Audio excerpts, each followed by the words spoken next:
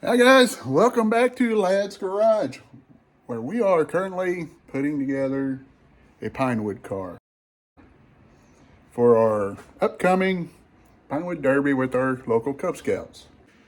So yesterday marked 115 years of scouting, but for pinewood derby, that's been going on for I think it's 72, 73 years now, and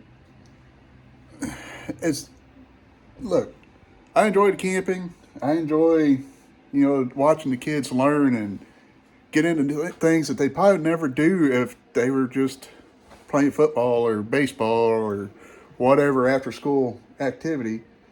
They're learning all sorts of things. So it's an event or a activity that I'm highly supportive of.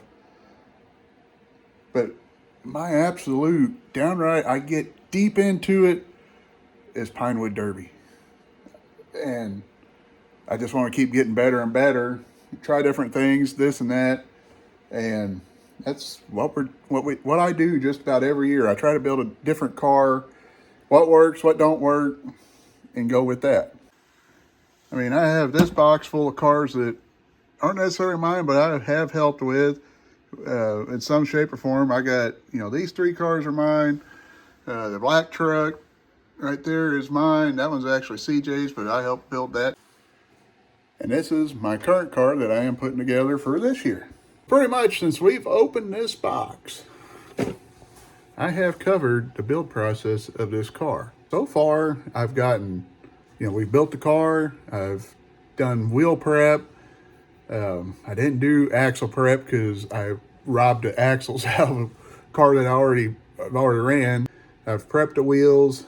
Granted, I am running older style wheels, so I may possibly switch over to new style for districts, but we got axles and wheels ready to go. Now we need to get them put in the car.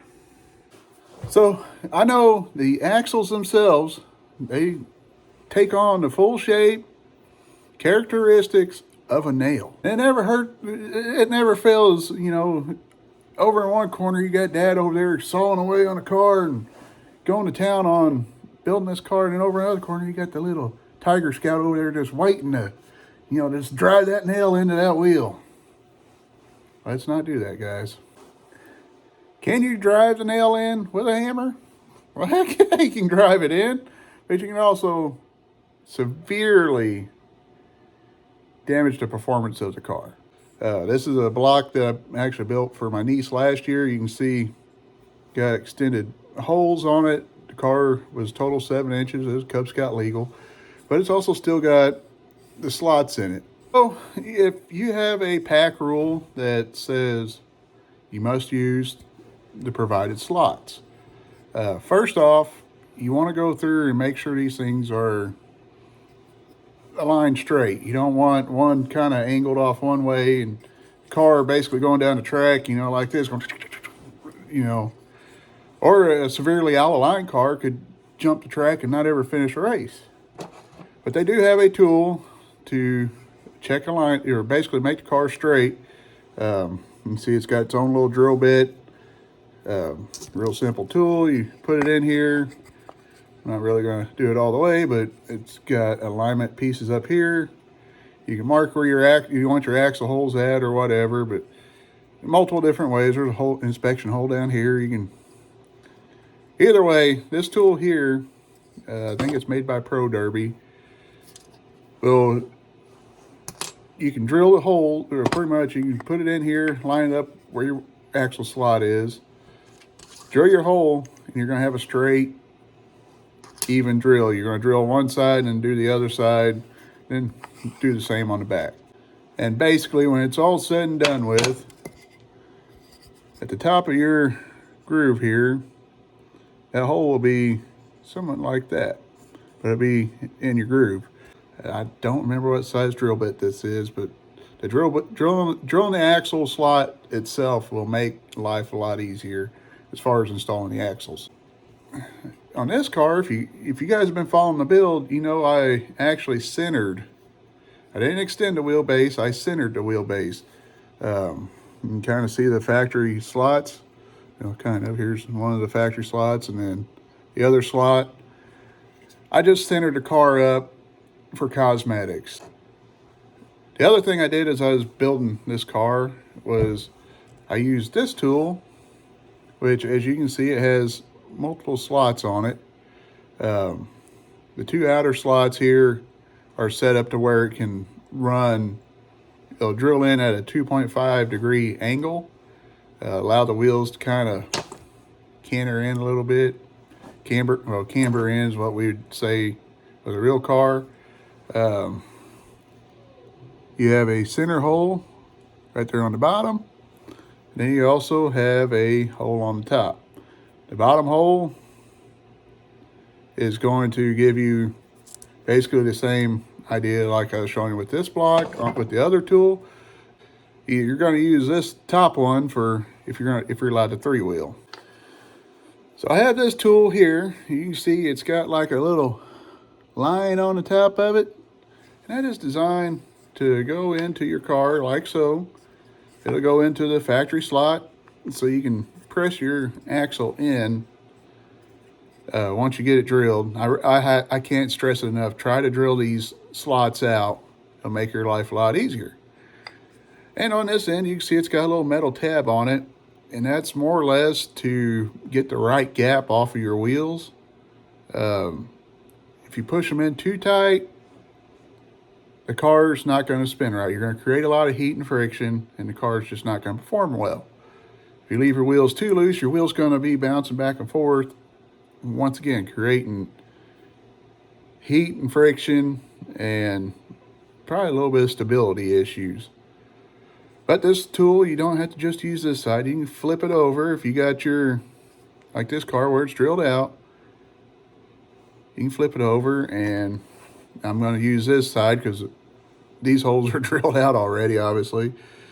And you can just take it, and like these, they go in real easy, but you're going to push it in. The wheel can still spin, and you're going to just take it in till, you know, the wheel can't really wiggle back and forth. Some people say, take it till you can't push it no more. No, it's not like a critical thing to be exactly perfect, but you want it close. You don't want the wheel, you know, flopping around on you.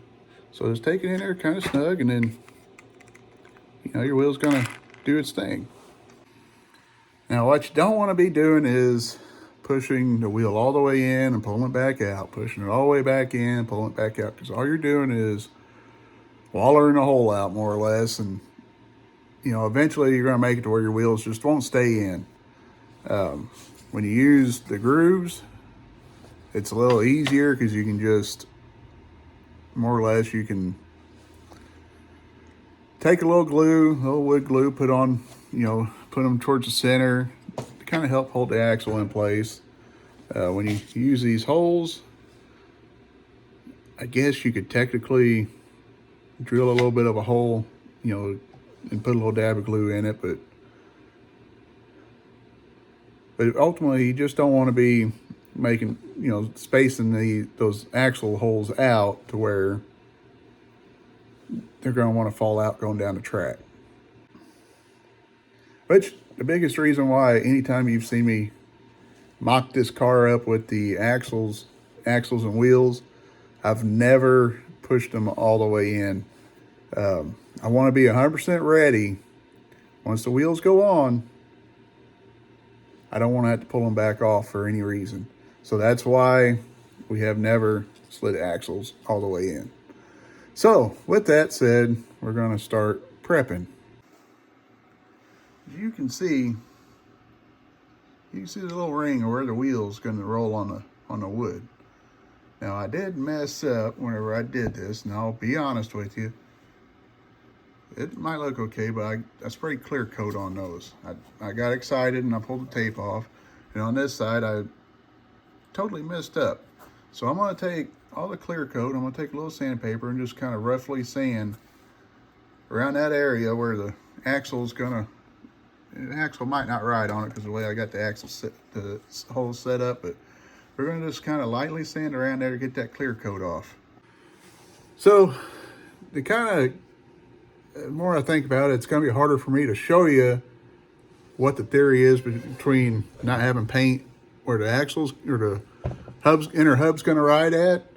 The easiest way to explain it to you is we use what we're not allowed to use oil-based lubricants. We got to use dry-based lubricant, which end up using stuff like this, graphite lubricants.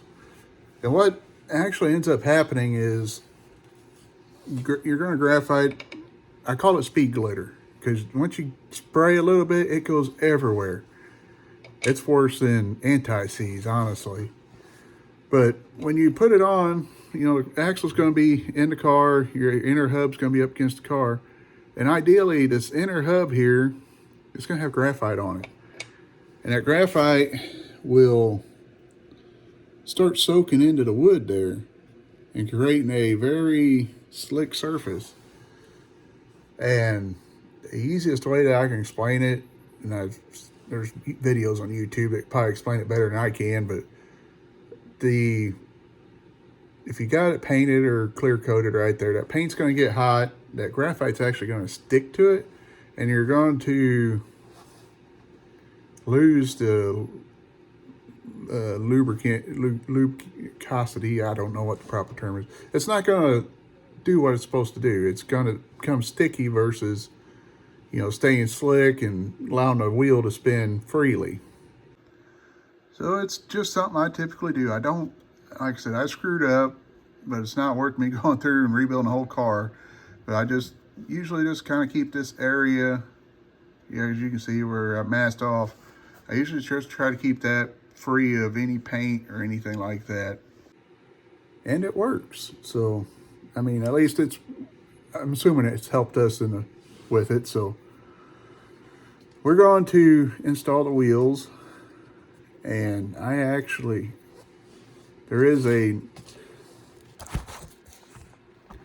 so I've showed you guys this tool, and you know that it's got this little piece on the end that you can use to get the proper spacing on your car. I'm going to show you a cheap, probably free one, and that is opening up a business card. 2 to 3 of these thick will be about the same as this. Actually, about 2. You can just about double a business card over, and it's perfect. Cut these little grooves out. I really just want them just big enough you can fit the axle in. And that'll give you a spacing for your wheel. So, for those of you who don't have the money, like I said, these aren't expensive, but I get it. I mean, use what you got laying around. Scout is thrifty. This, not as thrifty, but it helps. But you can buy one of the, you probably got a business card laying around the house somewhere. Or, you know, heck, take a flap off of this, fold it over. Either way, just cut you a groove out, just enough to where you're not pressing the axle in too tight. And that will do the same thing as this little tool right here. So I'm just gonna show you real quick here with this. Do my best one-handed, not the easiest. Push the axle in. So you can see I'm not putting a lot of pressure. I'm just using my pointer finger. You can use something like a screwdriver head or something to kind of help give you a little more. But I'm just gonna push that sucker in there until that gets tight on there. I'm trying to find my little screwdriver that I use. So we're just gonna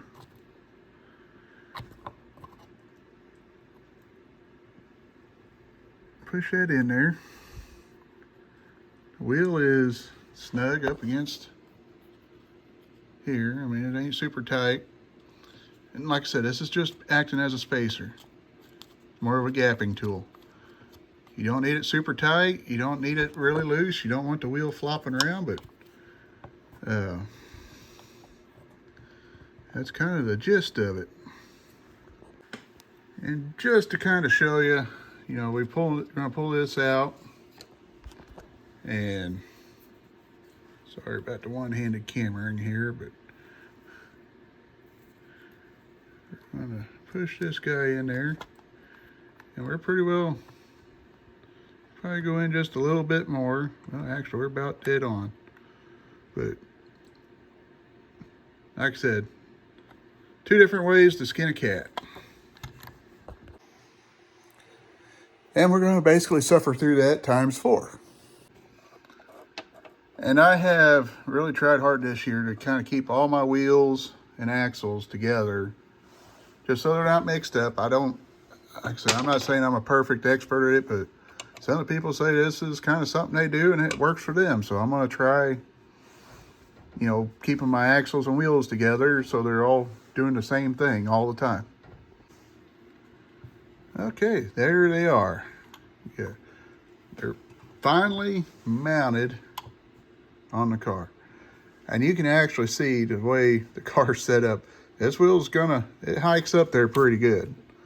This is my first time of having a car all the way on it, but you can see this sucker's gonna hop a Coke can right there. I mean, look at this thing. We got a graphite everything really good. And we'll probably put a buffer on the end of the Dremel and just kind of let her work together a little bit, but you can see it rides. It's flush over here. I'm putting weight on it. It's just a little lightweight over here. So with the car together, you can see, the axle hub, the inner hub itself is going to ride in there. And you can see I actually got holes drilled out for gluing the axle in, but you can see where the hub will ride on the inside of that wood there. And what I'm going to do is kind of do my best to demonstrate how at the track I lubricate my axles with the graphite. But we're going to, real simply, we're going to try to come out gently. And I go through and I try to spin the wheel around, get speed glitter into it. Now what sucks is, with the way I've done it this year, if you use the slot, you can actually kind of get the glitter down into the hole. If you use these slots, it'll actually get down into the wheel, but as you can see, I got some on the edge of the hub, and I just kind of work that stuff around. And on the outside, it's kind of the same process. This ain't the easiest thing to do and not make a big mess. We're gonna run that in there.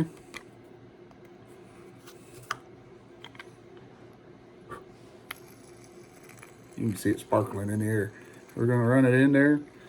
And then, I've never done this before, but we're gonna try it. Figure out what way that's going. Oop, wrong way. We're gonna take this. The experts say to kind of run it in there. Basically what they say that does is it breaks the graphite into the axle and the wheels. So once again, I'm gonna do that times 4. So, is this car ready to race?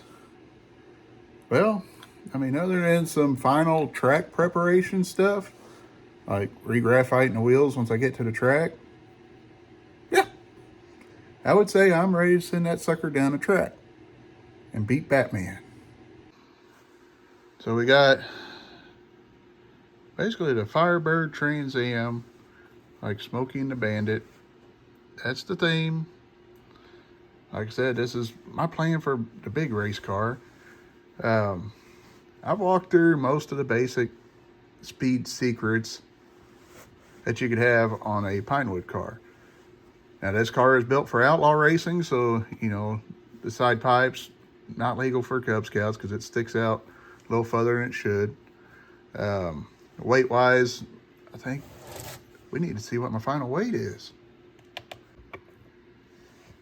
6.30. So we're roughly 1.3 ounces heavier than what the Cub Scouts are allowed. So, like I said, this car is not being built for Cub Scout legalities. I got a bunch of other cars that I've done it. I wanted to build a straight outlaw car. There's a lot more I could do to it, but my wife cut me off on the spending. She come in like Doge and said, no more spending. So that's what we're going with. So here we are, the 2025 outlaw car that we're just going to call the Bandit. I got to glue these holes up on the bottom for the axles, which that's a real easy thing to do. And we just let the glue dry. Common mistake that I see made is people will try to glue out here on the edge and the wheels get on it. Glue will get hot and sticky. I think I can honestly say I can try and do, not only race this car in the outlaw class, I can race against these two cars, which are both Cub Scout legal. This one has got me the most medals, while this one has won my most grudge races, probably because it's got that big old blower sticking up out of the hood. So we got the air cleaner flipped upside down on this one, so I guess we can technically grudge race these three together and see who's the fastest. So whose side are you on? You on American Heat, the Bandit, or the Speedwagon? Who do you think's gonna win it? But that's it. We're done building my pinewood car. I'm sure I'm not done building them this year, but I'm done building mine. So we're gonna probably move on over to the other side and start hopefully getting things done over there. But y'all stay safe out there. God bless you. And get out and go scouting.